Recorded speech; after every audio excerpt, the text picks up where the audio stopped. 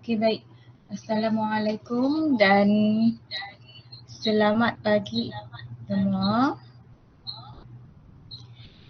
Jadi hari ini cikgu akan menerangkan teknik menjawab kertas 2 fizik bahagian A. Okey, jadi cikgu cuma akan sentuh bahagian A sahajalah. Okey. Jadi kita mulakan dengan senarai rumus yang terdapat di dalam kertas 2. Banyak senarai rumus yang diberikan. Ada 53 senarai rumus semuanya yang berguna untuk kamu membuat soalan pengiraan. Jadi namun begitu, cikgu nak tegaskan kat kamu, memang senarai rumus dah pun kita bagi di dalam kertas 2. Tetapi penting untuk kamu tahu setiap satu simbol ni, setiap satu kuantiti fizik ni mewakili kuantiti fizik apa. Okey, contohnya E. E mewakili apa? E kecil. E mewakili pecutan. V kecil halaju akhir. U kecil halaju awal. V kecil halaju akhir. Tengok sini. V besar ni pula apa? Kan? Jadi kamu perlu tahu setiap simbol ni apa kuantiti fizik yang dimaksudkan ataupun dia mewakili kuantiti fizik apa. Okey. Jadi ini adalah rumus yang diberikan untuk kamu lah. Okey, jadi kita tengok kertas 2 fizik bahagian E ada 8 soalan yang wajib dijawab tanpa pilihan. Okey, ke-8 soalan ni wajib kamu jawab semua soalan. Jadi peruntukan markah adalah dari 4 hingga 9 markah. Jadi markah yang paling banyak adalah 9 markah lah. Okey, dan kesemuanya markah bahagian E berjumlah 60 markah. Jadi dia membawa satu markah yang besar dalam kertas 2. Okey. Jadi soalan struktur kebiasaannya disertakan dengan gambar rajah ataupun jadual. Okey. Jadi kamu kena jawab soalan berdasarkan gambar rajah dan jadual itulah. Jadi macam mana cara nak jawab? Kaji rajah dan jadual yang diberi kerana jawapan hanya berdasarkan rajah dan jadual yang disediakan. Okey. Jadi kamu kalau tak boleh jawab soalan, jangan paksa diri untuk jawab soalan yang sukar.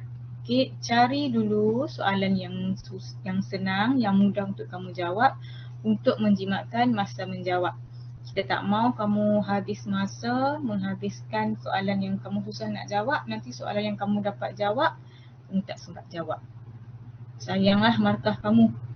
Okey, jadi satu markah adalah untuk satu ideal ataupun satu jawapan. Okey. Okey, jadi ini adalah format instrumen peperiksaan SPM mulai tahun 2021. Jadi kita tengok kertas 2 yang macam cikgu cakap tadi. Bahagian E 60 markah, ada 8 item yang wajib untuk kamu jawab semua soalan. Okey, bahagian B ada 20 markah, bahagian C 20 markah. Jadi jumlahnya 100 markah lah. Tapi untuk hari ini cikgu cuma akan sentuh bahagian A sahaja. Okey, jadi konstruk yang ada di dalam kertas 2 adalah konstruk mengingat, memahami, mengaplikasi, menganalisis, menilai dan mencipta. Okey. Jadi aras kesukarannya adalah sederhana, rendah, tinggi. Kita bagikan kepada 5, 3, 2. Okey. Jadi kita terus kepada soalan. Tengok dulu soalan 1. Okey. Rajah menunjukkan graf hal laju masa bagi gerakan suatu objek. Okay, jadi bila kamu dapat saja soalan, highlight ataupun bulatkan isi penting ataupun maklumat penting yang soalan bagi. Okey, jadi graf halaju versus masa. Sini halaju dan ini adalah masa. Okey, dia kata berdasarkan rajah 1, nampak daripada rajah ni nyatakan kuantiti fizik yang diwakili oleh, tengok dia tanya kuantiti fizik. Jadi kamu kena jawapannya kuantiti fizik sajalah. Yang nombor 1, kecerunan graf. Jadi kalau graf V versus T, kecerunan graf ni mewakili apa? Jadi untuk tajuk gerakan linear ni kita ada dua jenis graf lah. Yang pertama graf V, okey, V versus T. Yang kedua kamu ada graf S versus T. Jadi kamu kena tahu setiap ciri untuk dua-dua jenis graf ni.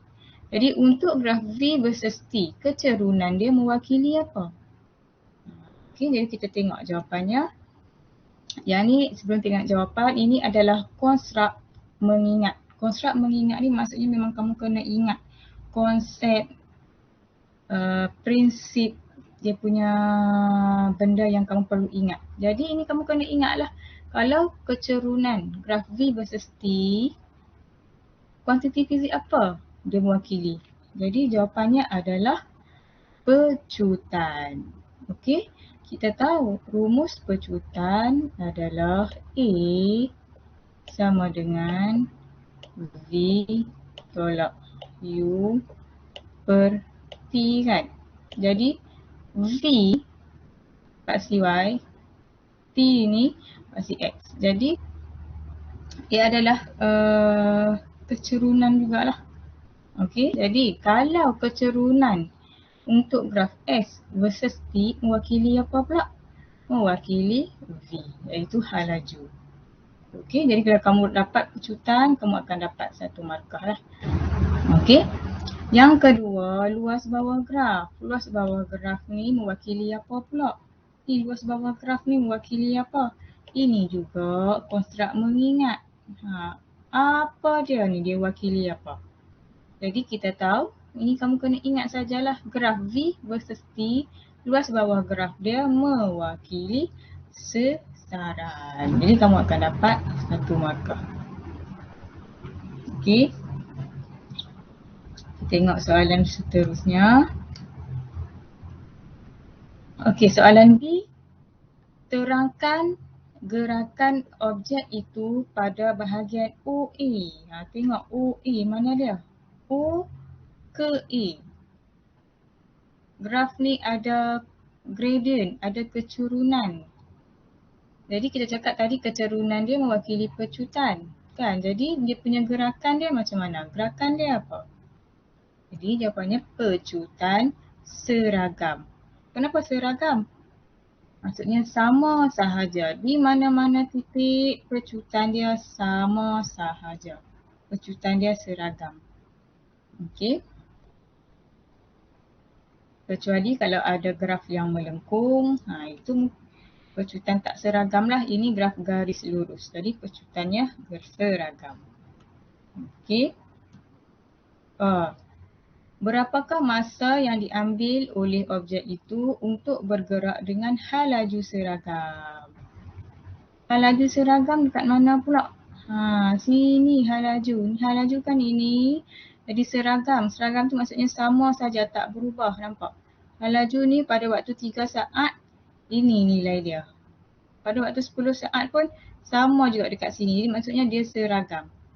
Jadi kita nak tahu berapa masa dia ambil sepanjang hal laju seragam ni. Jadi 10 tolak 3.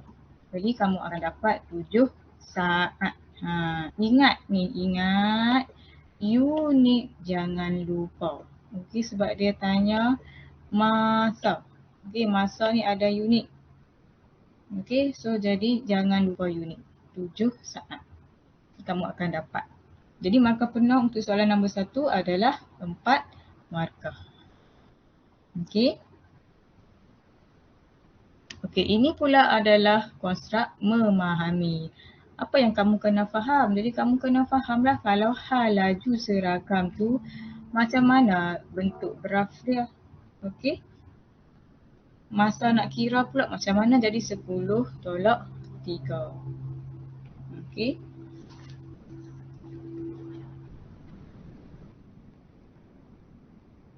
Okey, kita tengok soalan 2. Soalan 2 juga tengok sini adalah konstruk mengingat.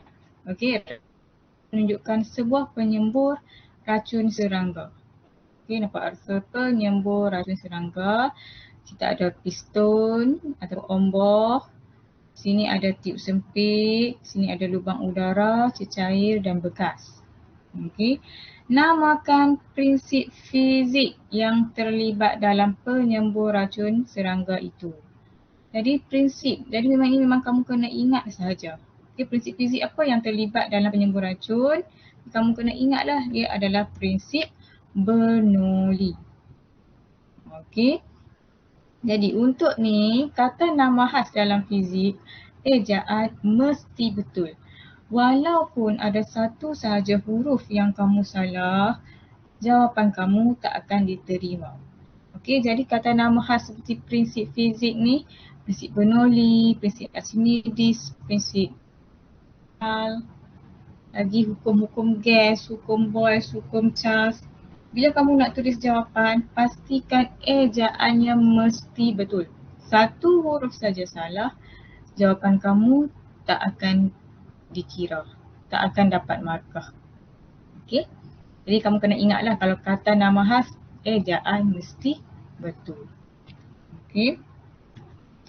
Jadi soalan B, berdasarkan rajah 2, tandakan tik pada jawapan yang betul dalam kotak yang disediakan.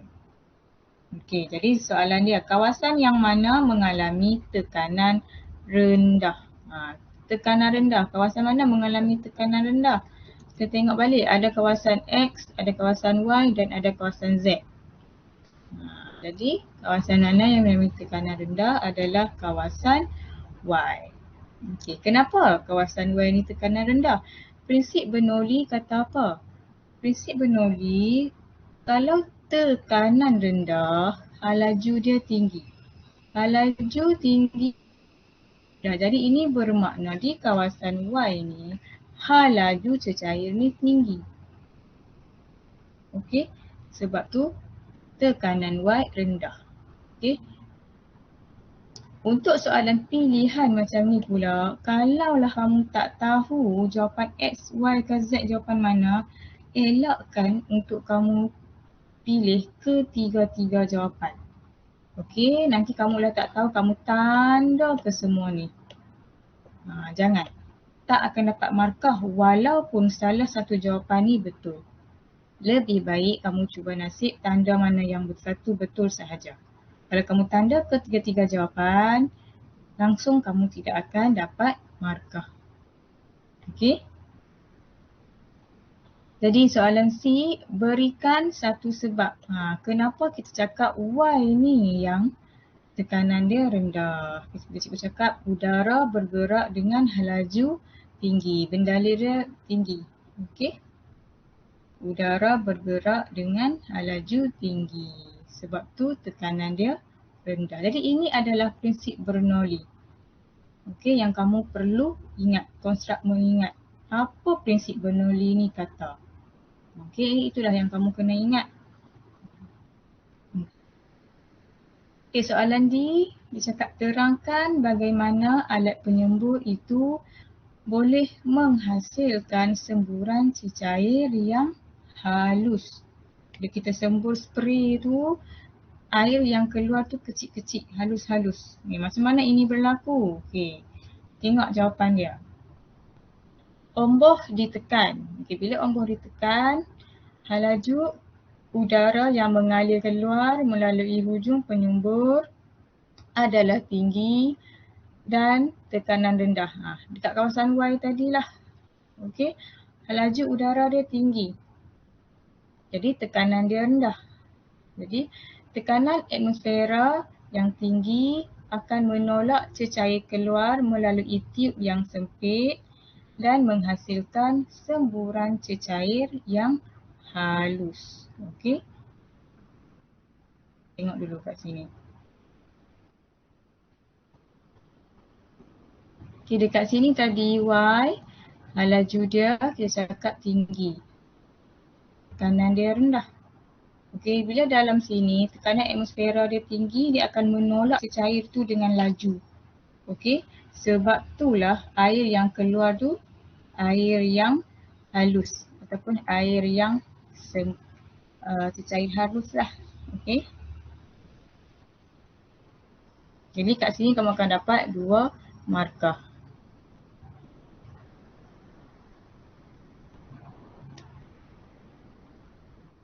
Okey, soalan nombor 3. Rajah 3.1 menunjukkan gelombang air mengalami pembelauan. Nampak? Pembelauan. Selepas melalui satu celah sempit antara dua penghadang konkrit. Mana dia celah? So ini kawasan celah. Okey, ini ada penghadang. Okey. Jadi ini adalah gelombang air yang pada awal sekali sebelum dia melalui celah. Selepas dia melalui celah, nampak ini adalah telah melalui celah. Okey, kesan pembelauan dia. Okey, jadi apa yang dimaksudkan dengan pembelauan? Jadi maksud pembelauan, yang ni kamu kena ingatlah maksud. Jadi apa maksud pembelauan? Penyebaran gelombang setelah melalui satu celahan. Melepas dapat 1 markah. Okey, maksud ni jadi kamu nak hafal, senang. Hafal, tengok di dalam buku teks kamu. Okey.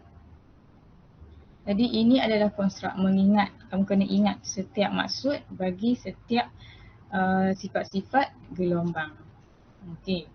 Jadi soalan seterusnya dia kata, apa yang terjadi kepada panjang gelombang air selepas memasuki celah sempit itu?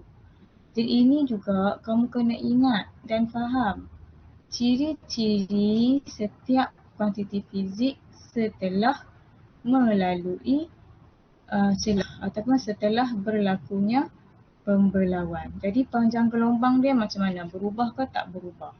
Jadi hal laju dia macam mana? Berubah ke tak berubah? Arah perambatan macam mana? Berubah ke tak berubah? Ini yang perlu kamu ingat. Okey. Jadi kita tengok kalau setelah pembelauan, panjang gelombang kekal sama. Yang berubah apa? Yang berubah adalah arah perambatan. Okey. Jadi ni kamu kena ingat. Okey. Pada rajah 3.2, lukis corak gelombang selepas melalui benteng apabila celah itu bertambah. Nampak? Celah ni dia dibesarkan. Jadi macam mana? Apa yang kamu tahu kesan pembelauan sekiranya celah kita besarkan? Jadi kamu dah belajar sebelum ni, kamu tahu kesan pembelauan akan menjadi kurang ketara sekiranya celah ini dibesarkan. Kesan pembelauan lebih ketara sekiranya celah itu kecil atau celah yang sempit. Jadi macam mana kamu nak buat? Kamu lukislah. Okey. Kesan pembelauan yang kurang ketara. Jadi ini adalah cara untuk kamu melukis. Macam ni. Ini menunjukkan kesan pembelauan menjadi kurang ketara. Nak dibandingkan dengan kalau celah yang sempit, kamu tengok tadi bulat. Dia bulat dia punya muka gelombang. Ini maksudkannya kesan dia tu ketara. Kita nampak dia punya perubahan muka gelombang. Yang ini muka gelombang masih lagi straight, ada sedikit sahaja bengkok. Ini menunjukkan kesan pembelauan dia kurang ketara. Jadi kamu akan dapat 2 markah sekiranya bentuk betul ni. Bentuk inilah. Bentuk muka gelombang ni. Yang lagi 1 markah adalah sekiranya panjang gelombang sama. Jadi kita dah cakap setelah pembelauan, panjang gelombang tetap sama, tidak berubah. Jadi garis ni, jarak antara dua muka gelombang ni kamu kena lukis sama besar. Barulah kamu akan dapat markah penuh. Kalau kamu lukis besar sikit ataupun kecil sikit, kamu tak akan dapat markah penuh. Okey? Kita teruskan dengan soalan pengiraan, soalan seterusnya. Dia kata hitung panjang gelombang. Ini highlight apa yang dia suruh cari. Hitung panjang gelombang air yang masuk jika hal laju gelombang adalah 50 dan frekuensi gelombang adalah 23 Hz. Okey, bila kamu dapat soalan macam ni, highlight ataupun keluarkan maklumat yang soalan bagi. Okey, jadi kita ada hal laju gelombang. Hal laju gelombang simbol dia apa? V. Frekuensi gelombang simbol dia apa? F. Okey, jadi disuruh cari apa? Panjang gelombang, simbol dia lambda. Okey, jadi rumus, nak guna rumus apa? Inilah gunanya senarai rumus tadi. Cari balik rumus. Kalau kamu ingat, okeylah, baguslah. Katakan kamu tak ingat, cari balik. Cikgu cakap tu, diberi dalam senarai rumus. Jadi rumus untuk cari lambda adalah lambda sama dengan V per F. Rumus ni dah dibagi di dalam senarai rumus. Apa yang perlu kamu tahu adalah tahu setiap simbol ni mewakili kuantiti fizik apa. Okay? Jadi bila kamu dah tahu rumus, masukkan nilai, buat penggantian. V 50, F 23 dan dapat jawapan 2.17 meter. Unit jangan lupa. Kalau tak ada unit, dapat markah lah, senang cakap. Okey. Sini akan dapat 1 markah dan sini akan dapat lagi 1 markah, jadi 2 markah. Okey. Kalau kamu tak buat unit, 1 markah sajalah. Akan hilang 1 markah. Okey. Okey, soalan 4 kita tengok lagi. Soalan 4. Soalan gajah menunjukkan sebuah transformer ringkas. Jadi kamu kena belik transformer ni. Pertama sekali bila dapat transformer, fikir. Transformer ni ada 2 jenis. Ini injak naik ke injak turun. Okey. Kamu kena bila dapat gambar rajah, perhatikan siap-siap. Boleh tengok soalan. Apakah jenis transformer? Soalan pun dah tanya apakah jenis transformer yang ditunjukkan dalam rajah 4. Jadi transformer ada 2 jenis, injak naik dan injak turun. Jadi macam mana kita nak kenal dia injak naik ke injak turun? Tengok pada dia punya bilangan apa? Bergelung ni. Okey. Primary, ini primer, ini sekunder. Nampak bergelung ni lebih banyak. Bergelung ni bilangan lilitan ni lebih sikit. Jadi adalah kita tahu injak turun. Okey, tengok pada bilangan bergelung ataupun bilangan lilitan. Okey. Yang pertama lebih banyak pada yang kedua, turunlah. Okey, kalau yang pertama lagi sikit, yang kedua lagi banyak dengan bilangan lilitan, injak naik. Okey. Jadi kamu akan dapat 1 markah. Ini konsep yang kamu kena ingat, konstruk mengingat juga. Okey. Jadi soalan suruh kamu, soalan B, terangkan mengapa mentol dalam sekunder, bergelung sekunder menyala. Jadi bila kita pasang transformer, kita mendapati mentol ni menyala. Kenapa? Macam mana dia boleh menyala? Jadi kita ada, ini adalah konstruk memahami. Kamu kena faham konsep prinsip kerja transformer. Okey, yang pertama, apabila arus ulang alik mengalir dalam gegelung primer, kesan elektromagnet terhasil. Okey, jadi elektromagnet yang berubah-ubah memotong gegelung sekunder. Jadi akan terbentuknya atau terhasilnya DGE aruhan yang berubah-ubah. Okey, jadi voltan output terhasil pada gegelung sekunder. Jadi ini adalah prinsip kerja transformer yang perlu kamu ingat dan juga faham. Okey. Jadi bila kamu tulis jawapan ni, kamu akan dapat 2 markah. Okey. Soalan C, dia kata apabila transformer dihidupkan, mentol didapati menyala dengan kecerahan normal. Okey. Soalan tanya berapakah voltan output? Voltan output gegelung sekunder lah. Okey, perlukah kita kira? Tengok balik dekat gambar raja voltan output. Kat sini dia dah bagi berapa? 5 volt. Jadi kita tulis saja balik jawapannya 5 volt. Unit jangan lupa. Okey, kamu akan dapat 1 markah. Tidak ada pengiraan pun. Kerana di gambar raja sudah pun ada jawapan. Okey.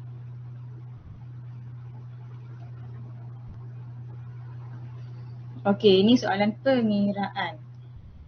Cakap sekiranya bilangan lilitan gegelung prima 960, hitung bilangan lilitan bagi gegelung sekunder. Jadi ini kena ingat rumus.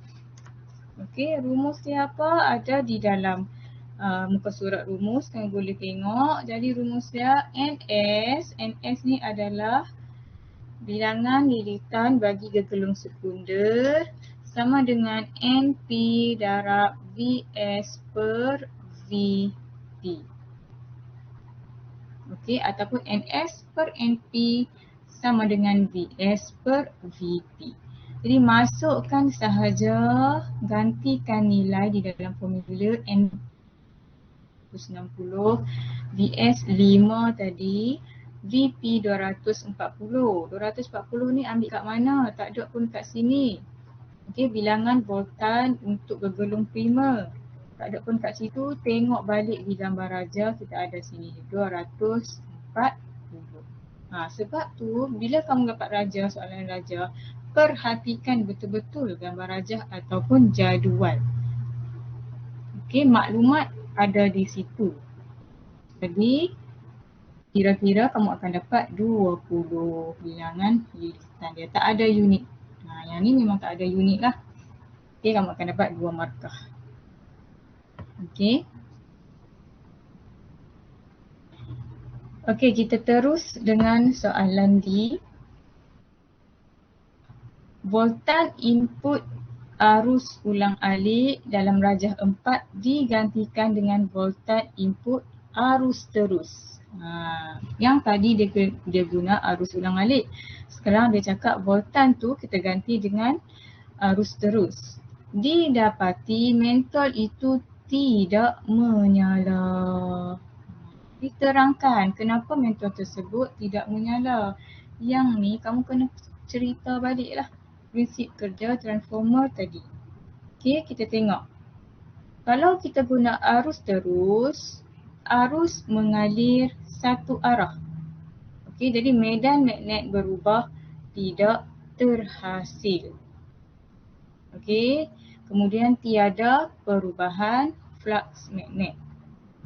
Okey, bila tak ada perubahan flux magnet, DGE tidak teraruh dalam gegelung sekunder. Ni sebenarnya kamu ceritakan balik prinsip kerja transformer, cuma ubah ayat saja, terbalikkan. Okey, terbalikkan kenapa mentol tu tak menyala. Kalau tadi mentol menyala, DGE terhasil kan? Sekarang DGE tak terhasil. DGE tidak teraruh dalam gegelung sekunder. Okey, sebab tu kita tak boleh guna arus terus sebab arus mengalir satu arah saja. Okey, tiada perubahan flux magnet. Jadi ini kamu kena ingat, konstruk mengingat prinsip kerja transformer. Okey. Okey, ini contoh soalan untuk membuat definisi. Okey, dalam soalan-soalan tadi tak ada contoh buat definisi, jadi cikgu tambah. Kalau soalan Jadi kamu kena ingat, mesti tepat seperti dalam buku teks. Buku teks paling bagus lah kalau kamu nak hafal dia punya definisi. Okey. Jadi selain daripada kamu ingat yang bentuk ayat, boleh juga kamu nak tulis formula. Tetapi mesti jelaskan simbol atau huruf yang digunakan. Okey, kita tengok contoh. Dia tanya apakah yang dimaksud dengan tekanan. Tekanan kalau dalam buku teks, dalam punya ayat maksud dia tekanan ialah daya per unit luas. Katalah kamu tak ingat dalam bentuk ayat dia apa maksud tekanan. Tetapi kamu ingat dia punya formula. P sama dengan F per A. Boleh kamu tulis formula untuk membuat definisi. Dengan syarat kamu P sama dengan tekanan, F sama dengan daya, A sama dengan luas permukaan. Kalau kamu tak tulis ni, tak akan dapat markah. Okey, mesti tulis. Tapi kamu kena ingat, tak semua maksud ataupun definisi boleh buat dalam bentuk formula macam ni. Okey. Contohnya cikgu bagi daya. Okey. Daya. Apa formula daya? F sama dengan M A. M ataupun M darab A. Kamu tak boleh nak tulis, okey, maksud daya F sama dengan MA. M jisim, A pecutan, F daya. Salah. Tak sesuai. Kenapa? Kenapa pula ada yang boleh, ada yang tak boleh? Kamu tengok kalau tekanan. Dia punya maksud dalam ayat. Daya per unit luas. F per A. Maksudnya dia punya maksud dalam ayat sama dengan formula. Maksud daya dalam ayat bukannya jisim, darab, pecutan. Bukan. Maksud daya dalam ayat adalah daya ni adalah tolakan ataupun tarikan, iaitu suatu kuantiti fizik yang menyebabkan bentuk berubah, bentuk objek berubah, laju objek berubah. Okey, jadi dia tak menyebut pun pasal jisim dan juga pecutan. Jadi sebab tu kita tak boleh nak guna maksud daya ni dalam bentuk formula. Okey, kemungkinan jelas lah itu. Ini untuk soalan kalau tanya definisi bagi kuantiti fizik. Okey. Okey, kita masuk kepada soalan 5 dan 6. Soalan 5 dan 6 ni soalan suruh kamu buat perbandingan dan hubung kait. Jadi bila kamu nak buat perbandingan, tengok cakap, tengok betul-betul dengan mata. Maksudnya tengok gambar rajah tu betul-betul. Sebab apa? Jawapan dia dah ada di dalam gambar rajah tu. Kamu hanya perlu tahu cara nak buat ayat sahaja.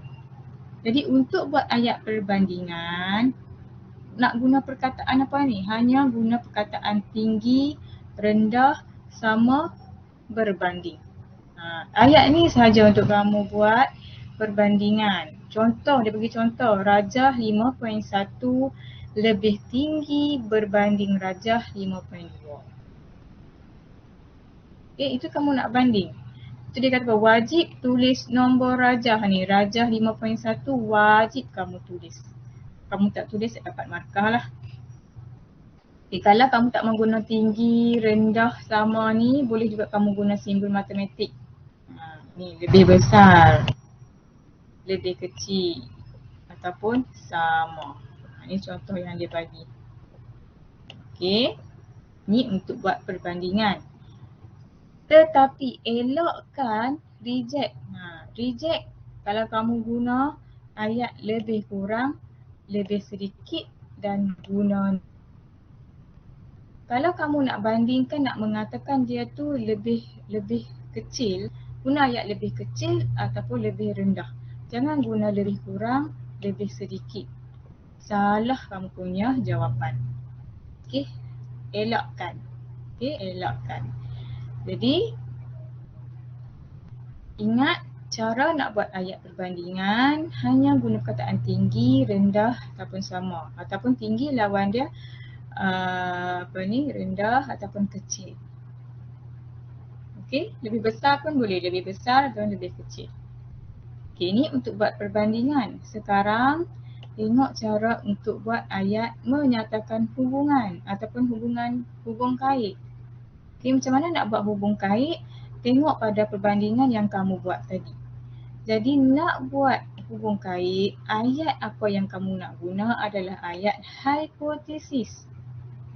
Sama ada jika, maka ataupun kamu guna semakin. Ataupun boleh juga berkata besar. Okey, tengok pada soalan. Okey, jadi ingat nak buat hubungan guna ayat hipotesis. Okey, ni dia dah bagi contoh. Semakin PM meningkat ataupun rendah, semakin PB meningkat ataupun rendah. Okey, jadi wajib tulis kuantiti fizik yang dinyatakan di dalam soalan. PM ataupun PB. Maksudnya kita nak tulislah apa yang kita nak bandingkan, kena tulislah. Kalau tak tulis, macam mana nak tahu apa yang kita buat perbandingan, kan? Jadi kita tengok contoh soalan nombor 5. Okey, rajah 5.1 menunjukkan cahaya merambat dari udara ke blok kaca. Ini yang kamu kena perhatikan. 5.1 merambat dari udara ke blok kaca. 5.2 merambat dari udara ke berlian. Ni dah nampak dah perbezaan dia. Lagi nampak apa lagi perbezaan? Udara, blok kaca, udara, berlian. Kat sini apa?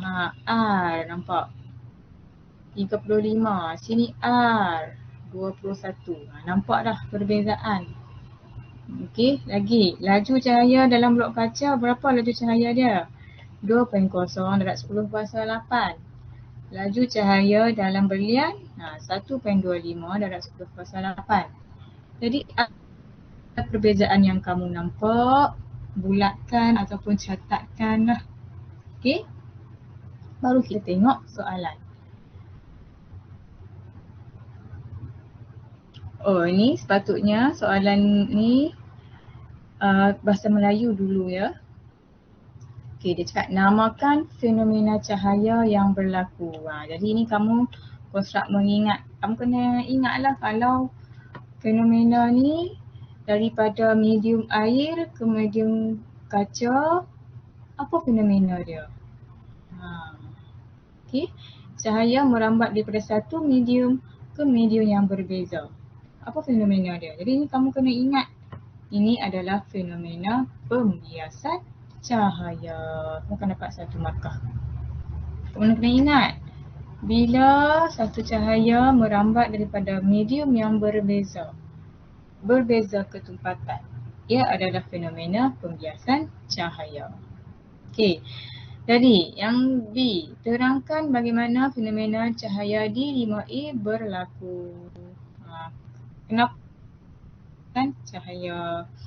Jadi tengok, laju cahaya berubah apabila merambat dalam medium yang berbeza. Tadi kita cakap, bila cahaya merambat dalam medium yang berbeza, laju cahaya juga akan berubah. Tadi kita tengok nilai laju cahaya dalam kaca dan dalam berlian berbeza. Okey? Okey, ini kita dah nak buat perbandingan. Berdasarkan rajah 5.1 dan 5.2, bandingkan. Dia suruh kita bandingkan apa? Laju cahaya dalam blok kaca dan berlian. Tadi kita dah tanda. Tengok balik. Laju cahaya dalam blok kaca dan berlian ni. Laju cahaya dalam blok kaca berapa? 2.0 darab 10 kuasa 8. Dalam berlian berapa? 1.25 darab 10 kuasa 8. Jadi kita tengok yang mana yang lagi tinggi. Yang mana lagi besar? Blok kaca. Kaca ni rajah berapa? Rajah 5.1. Jadi kita tahu rajah 5.1 akan lagi besar. Okey, tengok ni jawapan dia. Kelajuan cahaya rajah 5.1 lebih tinggi berbanding kelajuan cahaya rajah 5.2. Lebih tinggi ataupun lebih besar boleh. Boleh juga dapat markah. Okay, ataupun kamu tak mau buat ayat macam ni, nak guna simbol matematik. Nampak tu. Gantikan dengan simbol matematik. Kelajuan cahaya rajah 5.1 lebih besar daripada kelajuan cahaya rajah 5.2. Rajah ni wajib tulis. Kalau kamu tak mau tulis kelajuan cahaya ni balik, tak apa. Tapi rajah ni wajib ditulis. Okey? Tengok nombor 2 dia suruh kita bandingkan apa? Sudut R. Okey, tengok balik ke ni tadi. Gambar rajah. Sudut R, rajah 5.1, R dia 35. Rajah 5.2, R dia 21. Jadi kita bandingkan. 5.1 paling tinggi ke 5.2 lagi tinggi. Okey, jadi 5.1 lebih tinggi. Buat ayat yang sama macam tadi. Okey, jadi sudut R rajah 5.1 lebih tinggi berbanding sudut R rajah 5.2. Ataupun guna simbol matematik pun boleh. Jangan salah guna simbol. Itu kamu akan dapat markah salah lah. Okey. Ataupun kamu guna simbol yang ni ke lebih besar atau sama. Jadi ini salah. Nak guna simbol boleh, pastikan kamu guna simbol yang betul. Okey. Okay, yang seterusnya dia suruh kamu bandingkan indeks biasan. Indeks biasan ada ke dekat ni tadi? Ada kan? Jadi kita tahu apa rumus indeks biasan. N sama dengan sin I per sin R. Ini kamu boleh kira lah. Kalau kamu tak tahu. Jadi kira-kira kamu akan dapat indeks biasan rajah 5.2 lebih tinggi berbanding indeks biasan rajah 5.1. Okey, ataupun guna simbol matematik pun boleh. Jadi soalan perbandingan ni adalah soalan yang senang untuk kamu dapat markah sebab apa? Jawapannya dah ada pun di dalam jadual ataupun gambar rajah. Kamu cuma perlu buat ayat yang betul dan perbandingan yang betul sahaja. Okey? Okey, yang seterusnya dia suruh kamu nyatakan hubungan.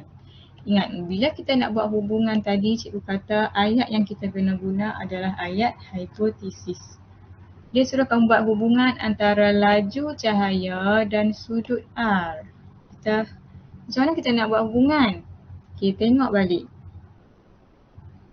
Laju cahaya dan sudut R. Okay, laju cahaya dalam blok kaca berapa? 2.0/1008. Dia punya sudut R 35. Okey. Laju cahaya dalam berlian 1.25. Dia punya sudut R 21. Jadi nampak tak perbandingan kat situ? Hubungan dia kat situ. Jika laju cahaya ni tinggi, sudut R ni pun tinggi. Okey. Jadi kita buatlah ayat. Okey, jadi tengok. Semakin bertambah laju cahaya, V semakin bertambah sudut biasan R. Okey. Kamu akan dapat satu. Kalau tak mau guna ayat semakin-semakin, nak guna ayat jika maka pun boleh. Ataupun nak buat ayat berkadar terus pun boleh. Laju cahaya V berkadar terus dengan sudut biasan R. Pun kamu akan dapat markah. Okey. Yang seterusnya dia suruh kamu nyatakan hubungan antara indeks biasan dan laju cahaya. Jadi tengoklah indeks biasan tadi. Indeks biasan lagi 5.2 lagi tinggi. Laju cahaya 5.2 rendah kan. Jadi berkadar terus ke berkadar songsang? kat sini berkadar songsang. Ataupun kita guna ayat semakin bertambah indeks biasan N, semakin berkurang laju cahaya V. Ataupun kamu juga boleh tulis ayat indeks biasan N berkadar songsang dengan laju cahaya V. Okey. Jadi tengok, itu habislah soalan perbandingan dan hubungan. Ada soalan lain. Raja menunjukkan di mana Raja menunjukkan situasi di mana Ahmad boleh melihat imej seekor ikan di dalam air. Okey, ini ikan. Tapi ingat, ni bukan ikan yang sebenar. Ini adalah imej dia. Okey, dia cakap pada Raja lukis 2 sinar cahaya. Dia nak 2. Kan ada 2 markah tu. Untuk menentukan kedudukan sebenar ikan itu. Bukan dia, ni adalah imej, dia nak suruh kita cari kedudukan sebenar. Kita tahu kalau kita berada di dalam kolam ke apa-apa, kita akan nampak ikan ataupun objek di dalam kolam, di dalam air tu lebih dekat dengan kita. Padahal dia sebenarnya lebih dalam. Kenapa kejadian ini berlaku? Disebabkan oleh fenomena pembiasan cahaya lah. Okey. Okey, tengok. Ini adalah raja sinar yang perlu kamu lukis. Ini adalah image. Ini adalah ikan yang betul. Okey. Jadi, markah 1, melukis sinar terbias yang betul. Cahaya membengkok mendekati garis normal. Okey, ini sinar yang asal. Jadi setelah dia berbeza medium, dia mendekati normal. Titik putus-putus ni adalah normal. Okey, kenapa dia mendekati normal? Kerana udara dan air mempunyai ketumpatan yang berbeza.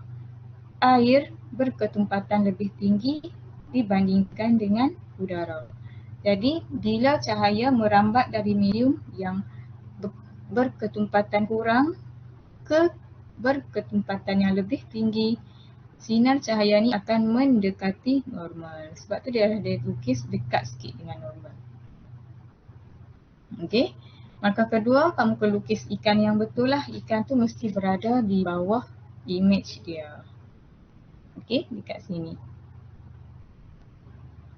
Okey. Boleh?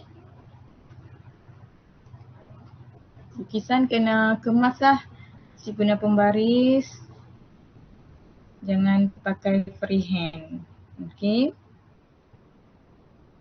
Okey, soalan 6. Soalan perbezaan perbandingan yang seterusnya.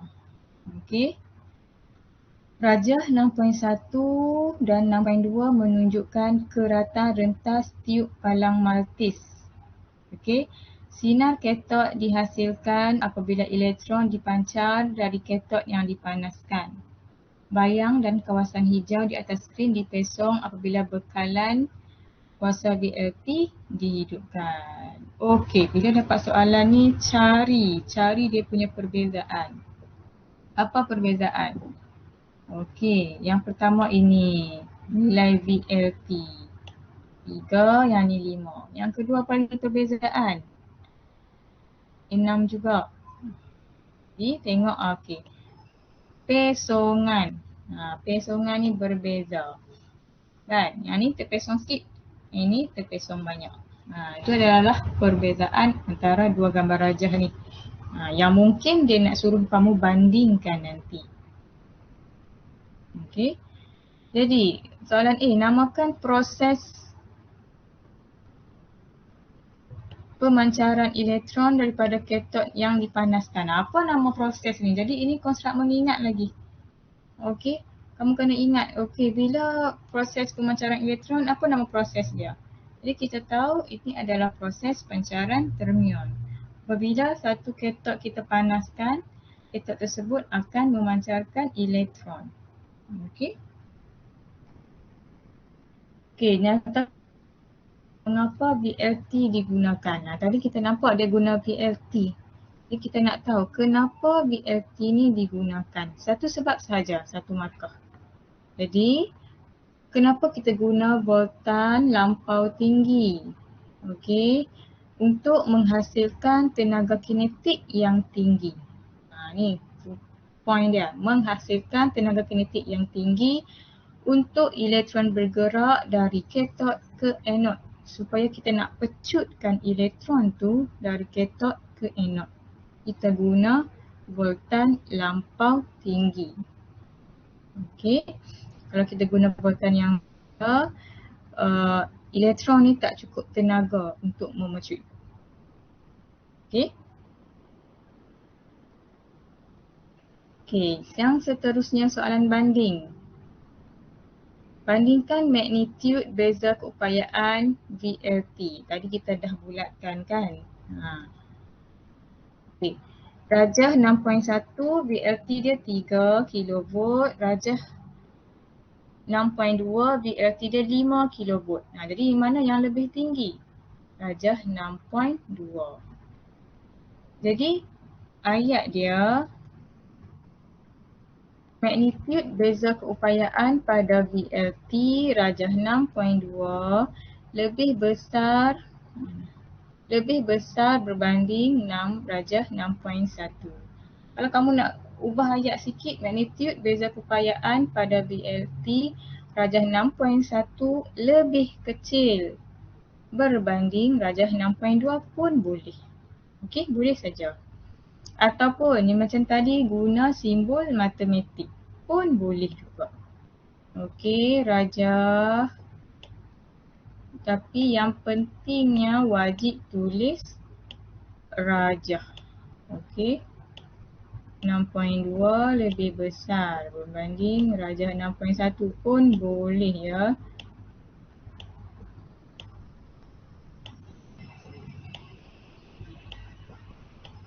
Okey, pun boleh juga. Dapat mark. Tadi cikgu cakap elakkan tulis nilai. Kan tadi dia bagi 6.1 nilai VLT 3 kV, 6.2 nilai VLT 5 kV kan. Jangan tulis nilai, jangan sebut nilai. Hanya tulis lebih besar ataupun lebih kecil, lebih tinggi ataupun lebih rendah sahaja. Okey. Okey, yang kedua dia suruh kamu bandingkan sudut pesongan. Yang ni pun kita dah bulatkan tadi. Okey, tengok sudut pesongan untuk rajah 6.1. Sikit saja sudut dia. Kecil saja. Kan? 6.2 dia terpesong lebih besar. Okey, jadi sudut pesongan rajah 6.2 lebih besar berbanding sudut pesongan rajah 6.1. Okey. Ataupun nak buat simbol matematik pun boleh. Okey. Nak buat simbol matematik, pastikan simbol yang kamu gunakan adalah betul. Okey. Yang seterusnya, dia suruh kamu bandingkan arah pesongan bayang dan kawasan cahaya hijau. Kedua-dua kawasan hijau tadi terpesong ke bawah. Okay, jadi jawapannya sama. Tulis sama saja. Tidak berubah ke, kamu akan dapat markah.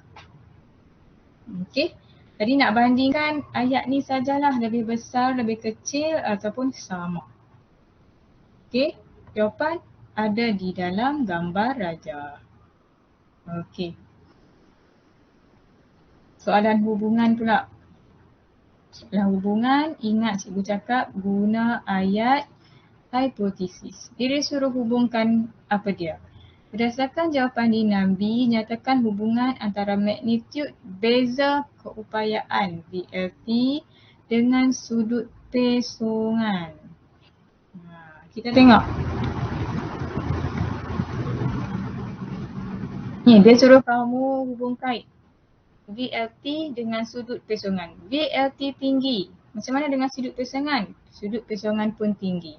VLT rendah. Macam mana dengan sudut pesongan rendah. Jadi dia berkadar terus atau berkadar songsang. Ini senang. Jadi dia adalah ayat dia, semakin bertambah magnitude beza keupayaan VLT, semakin bertambah sudut pesongan. Okey, jadi dia berkadar terus. Ingat, ayat untuk tulis hubungan, tulis ayat seperti hipotesis. Okey. Kamu akan dapat 1 markah lah sini, 1 markah. Okey, soalan di rajah menunjukkan 2 magnet dengan kutub berlawanan diletakkan pada sisi tube. Kita tambah magnet. Okay, ni kita nak kaji apa kalau kita tambah magnet. Jadi kita nak tahulah dia tertarik kepada medan magnet ataupun tidak. Okay.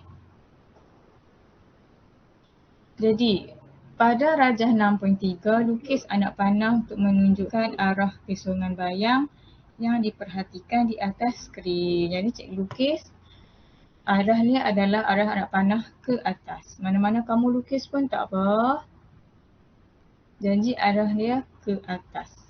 Okay, macam mana kamu nak tahu? Kamu guna tangan kiri, flaming. Okay. Tangan kiri flaming, ibu jari ni menunjukkan arah itulah. Okey, jari telunjuk arah sentiasa menunjuk utara ke selatan. Jari tengah adalah arah arus. Jadi bila kamu susun ni, kamu akan dapat ke atas. Okey. Jadi soalan yang kedua, nyatakan petua fizik yang digunakan. Tadi cikgu dah bagi tahu ia adalah petua tangan kiri flaming. Okey. Soalan E. Nyatakan tujuan tiub palang meltis mesti divacuumkan. Tiub ni kena vacuumkan semasa kita nak pancarkan elektron tu, nak buat proses pancaran fermion tu. Kenapa? Okay, kita tahu supaya elektron dapat memecut ke anod tanpa melanggar dengan molekul udara. Okay, di dalam sini ruang vacuum adalah ruang yang tidak ada rintangan udara. Jadi bila kita vacuumkan tiub ini, elektron dapat memecut tanpa ada halangan apa-apalah. Okey, sebab tu kita vacuumkan tiub palang meltis ini. Okey. 1 markah kamu akan dapat. Okey, soalan 7. Kita masuk ke soalan 7. Soalan 7 ini kamu boleh konstruk menilai. Okey, akan nilai yang mana yang baik, yang mana yang kurang baik. Okey. Jadi rajah 7 menunjukkan lampu pijar. Lampu ini menggunakan tungsten sebagai filament. Okey. Kuasa dia berapa? 20 watt. Okey, soalan bagi. Kuasa lampu pijar dalam rajah 7 adalah 20 watt. Rintangan filament tungsten adalah 120. Ianya digunakan selama 2 jam. Okey. Jadi kamu dah keluarkan semua apa maklumat yang soalan bagi. Sekarang baca soalan nak apa? Hitungkan arus. Jadi macam mana nak cari arus? Boleh semak balik senarai formula. Formula apa yang ada? Kamu ada formula P sama dengan I kuasa 2 R. P kita ada 20, I yang kita nak cari dan kita ada R, rintangan dia 120. Okey, jadi kamu masukkan ubah suai rumus, kamu akan dapat I kuasa 2 sama dengan P per R, P 20, R 120. Jadi kat sini kena letak punca kuasa 2 lah. Okey. Sini kamu letakkan I sama dengan punca kuasa 2, kamu akan dapat 0.41. Okey. Unit jangan lupa, unit ampere. Sebab tu cikgu cakap tadi, penting untuk kamu tahu apa itu maksud P, I dan R. Okey. Jadi tenaga, sekarang dia minta kamu cari tenaga. 2 markah juga. Jadi rumus tenaga ada I square I kuasa 2R T ataupun E sama dengan P T. Okey. Jadi P ni digantikan dengan I kuasa 2R ni. Jadi sebab itulah akan dapat E sama dengan I kuasa 2RT. Okey. Kamu masukkan balik 0.142 kuasa 2 darab R 120 darab T 2 jam. Jangan lupa jam ni tukar ke unit saat. Jadi 2 darab 60 darab 60. Kamu akan dapat jawapan 1.45 darab 10 kuasa 5 Joule. Okey.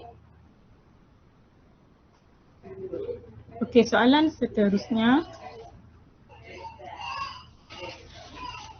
Soalan seterusnya, jadual 7 menunjukkan perbandingan lampu pijar. Okey, kita ada lampu Kalimantan padat CFL, lampu dayat pemancar cahaya LED,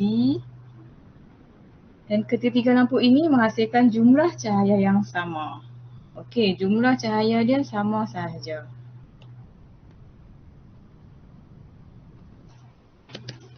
Okey, jadi kamu tengoklah apa perbezaan antara ketiga-tiga lampu yang diberi. Kuasa untuk lampu pijar ada 75, lampu Kalimantan ada 20, lampu dayot ada 12 watt. Okey. Jangka hayat lampu pijar 1000 jam. Lampu Kalimantan 8000 jam. Lampu dayot 25000 jam. Okey. Penghasilan tenaga haba lampu pijar banyak. Lampu Kalimantan kurang. LED paling kurang. Okey, jadi ini adalah perbezaan untuk ketiga-tiga lampu ini. Okey, kita tengok. Berdasarkan jadual 7, nyatakan ciri-ciri bagi sebuah lampu yang mempunyai kecekapan yang tinggi. Macam mana kita nak lampu tu kecekapan dia tinggi? Kuasa. Kuasa kita nak tinggi ke rendah? Okey, jadi kuasa kita nak rendah lah. Kenapa kita nak rendah? Supaya kadar penggunaan tenaga dia juga rendah. Okey. Jangka hayat, kita nak yang sekejap ke lama? Okey, mestilah kita nak yang lama. Kenapa kita nak yang lama? Supaya tahan lama. Okey. Ni apa yang di sini? Untuk kuasa lampu dan jangka hayat ni, elakkan jangan tulis nilai. Jangan kamu tulis kat sini kuasa nak yang rendah, kamu tulis okey 12 watt. Salah jawapan kamu. Jangan tulis nilai. Jangan tulis rendah. Tapi jangan tulis nilai. Kalau tak jawapan kamu akan salah. Okey, tulis tinggi ataupun rendah, lama ataupun sekejap. Okey, elakkan tulis nilai. Jadi berdasarkan 7B1 dan B2, pilih lampu yang mempunyai kecekapan yang tinggi. Jadi kuasa lampu kita nak rendah, jangka hayat kita nak lama. Jadi tengok balik tadi jadual, kuasa lampu yang paling rendah adalah 12. Jangka hayat yang mana yang paling lama? Ini 25,000 jam. Okey, jadi secara automatik kita akan pilih LED lah. Okey, jadi jawapannya LED. Kamu akan dapat 1 markah. Okey. Okey, soalan nombor 8. Soalan yang terakhir untuk bahagian A. Rajah menunjukkan susunan radas yang digunakan untuk menyiasat hubungan antara tekanan mana? Highlight kan. Menyiasat hubungan antara tekanan dan suhu. Jisim dia tetap, isi padu dia pun malar, tetap. Okey, jadi kita tahu dah ni, ini memang hukum gas punya. Okey, hukum gas apa? Ni kamu kena tahu juga. Jadi, namakan hukum gas yang terlibat. Jadi kita kata dia mengkaji hubungan antara tekanan dan suhu. Ingat tak? Segitiga P, V, T. Okey, jadi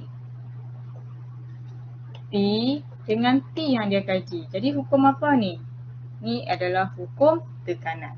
Kalau P dengan V adalah hukum Boyle, V dengan T yang kaji adalah hukum Charles. Ingat segitiga ni. Okey. Jadi soalan seterusnya, berdasarkan eksperimen Rajah 8.1, lakarkan graf tekanan melawan suhu mutlak. Jadi ini kamu kena ingat. Dia pun ada. Okey, macam mana graf dia? Berkadar terus lalu asalan. Jadi baca soalan betul-betul, tekanan versus suhu mutlak, suhu yang dalam unit Kelvin. Kalau soalan minta kamu lukis graf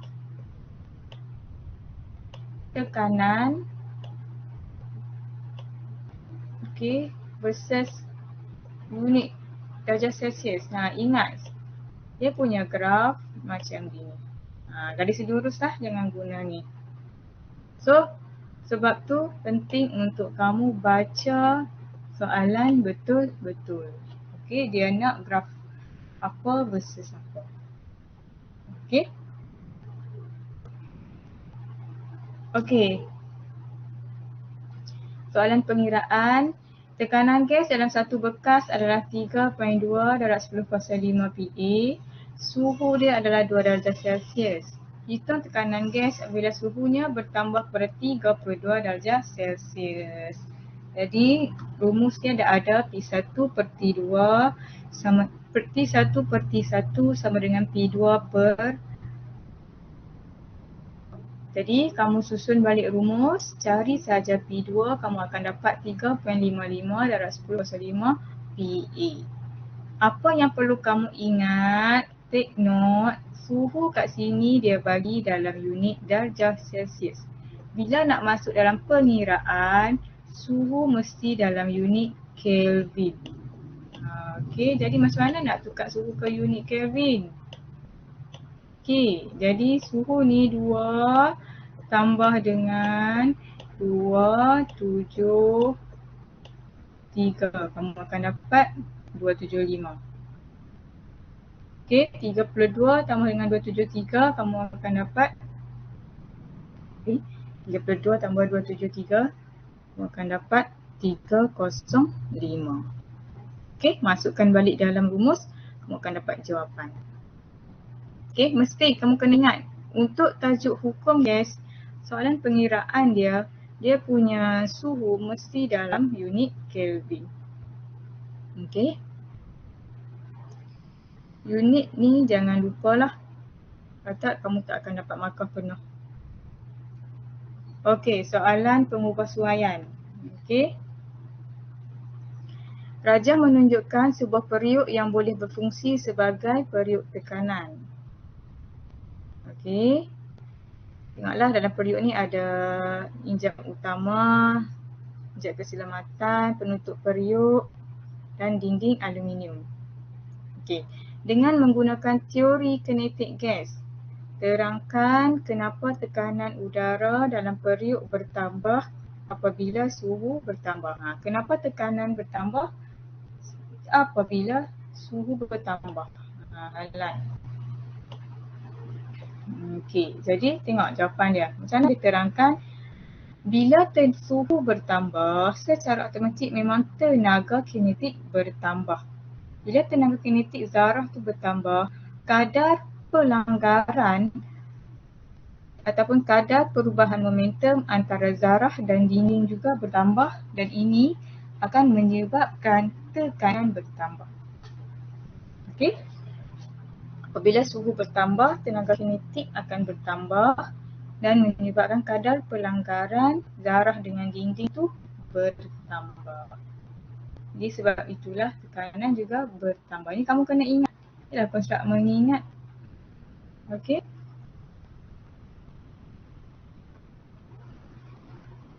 Okey. Ini kamu kena buat pengubahsuaian. Ini konstruk yang tinggi sikit lah. Okey. Cadangkan satu pengubahsuaian kepada periuk itu untuk membolehkannya berfungsi sebagai produk tekanan dengan selamat. Nah, satu saja dia suruh kamu ubah suai. Okey. Jawapan dia bagi apa? Sama ada kamu guna dinding aluminium yang lebih tebal. Okey, kenapa? Tekanan tinggi dalam periuk. Supaya lebih tahan lah. Kan dalam periuk tu kan tekanan dia tinggi. Kalau kamu guna dinding aluminium yang tebal, tekanan akan jadi tinggi. Akan tahan tekanan yang tinggi.